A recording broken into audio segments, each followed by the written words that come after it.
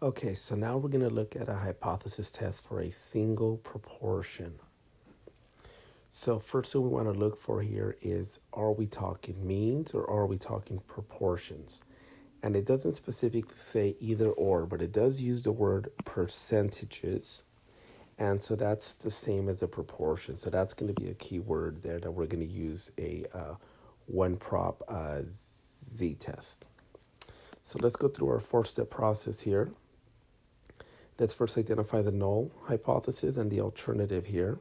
And I'm going to label that my null, my alternative.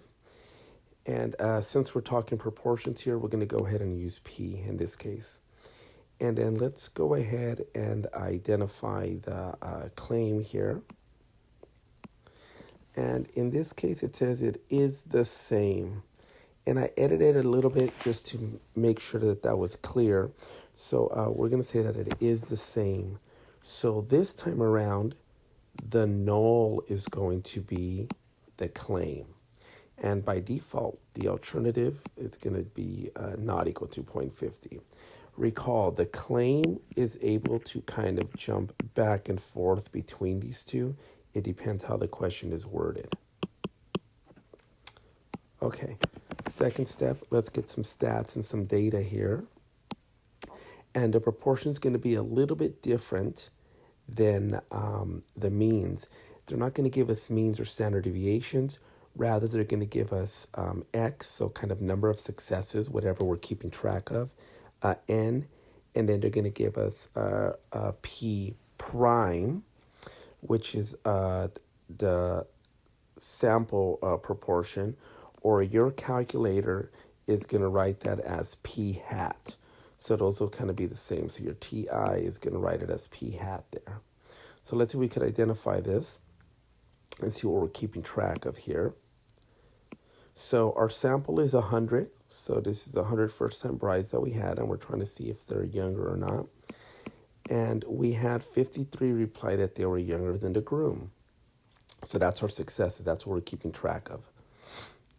And in order to get our proportion, this is going to be a fairly simple one because it's out of 100, but it's going to be 53 out of 100.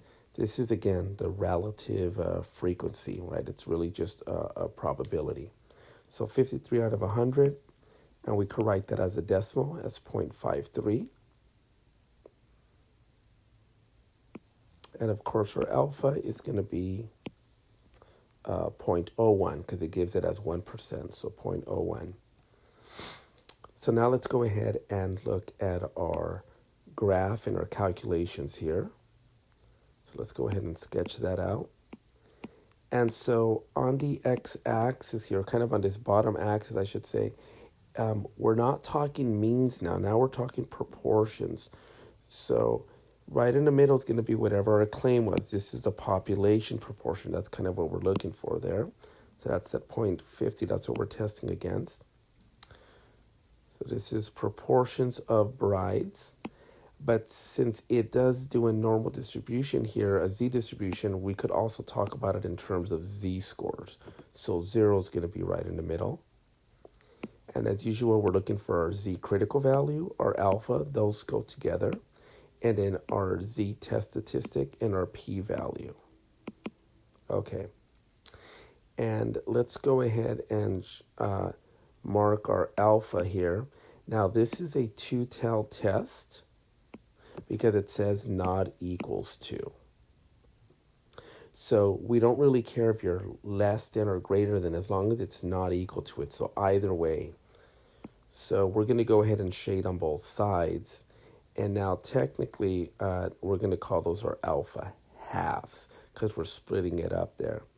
And so these are the critical values. That's kind of our line in the sand of where we're saying it's either close enough to 0.50 or far enough away where it's significantly or statistically different. And as we're going to have a negative and a positive one.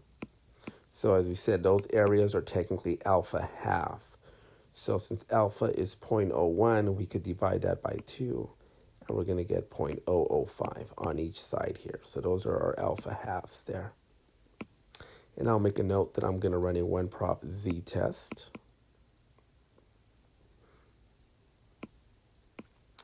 And if we run that again, there'll be a video on that. For these examples, we're going a little bit heavy on the calculator. So you could look at the example to run that. And we're going to get the z-test statistic is 0.6, and then the p-value is 0.5485. And here's our alpha of 0.01. So the question is, where exactly does this guy fall at? Well, it's a positive z-score, so we know we're to the right. And then we're going to go ahead. So there's our z-test statistic right on that marker. And technically, since we have to split it, we're looking at p value half of it, right? So our p half value there. So if we divide 0.5485 by 2, that's going to end up giving us this value here. We could do it to one more decimal or so. So we're shading off to the right over here. So that's our p half value there. And again, technically, we could really have two of them, and we'll shade off to this side over here as well. But because we are looking at this specific z-score, it's really going to just show up on one side. So we'll just mark it like this. And so remember, what we were saying is, here's our line in the sand right there.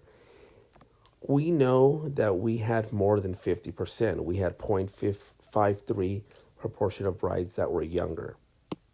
The question is that significantly larger than 50%? So our line in the sand, right, if we're over this guy, then we say, yeah, it's far enough away where it is a big difference. That's if it's falling on this side. Or if it falls over here, we say, yeah, it's bigger, but it's close enough where they're about the same, so not a big difference. And that's kind of what happened with our test statistic. It falls in that region there. We don't really need the critical values to make this decision if we're comparing the areas, but it is easier to compare the z-scores. So in order to get this, we're going to run an inverse norm, area to the left, and then 0, 1, because it's a standard normal there. And this will give us the negative value, but it's technically a positive and negative. So positive, negative 2.6. And that's going to be these values right here, the z critical. Let's go to step 4, our discussion and conclusion here. The p-value is greater than alpha, so do not reject the null. That means we reject the alternative. And this time around, the null is my claim. So whatever decision I made for the null is going to be the decision for the claim.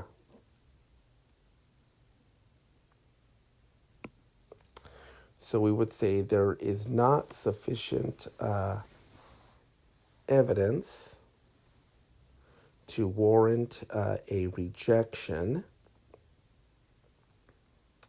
about the claim that the percent of brides younger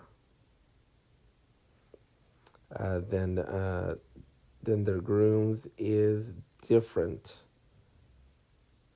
from 50% in this case. Now again, mind the wording here. There is not sufficient evidence to warrant a rejection. That's a double negative. So wouldn't we say, well, then that means that that we're accepting it or supporting it? And technically, we want to be a little cautious when we use that vocabulary. Whenever the claim is the null, it's very specific that it has to be exactly. And that's a lot harder to actually show. When the claim is the alternative, you could be less than or greater than or not equal. And that's a lot more flexibility, so we're allowed to support.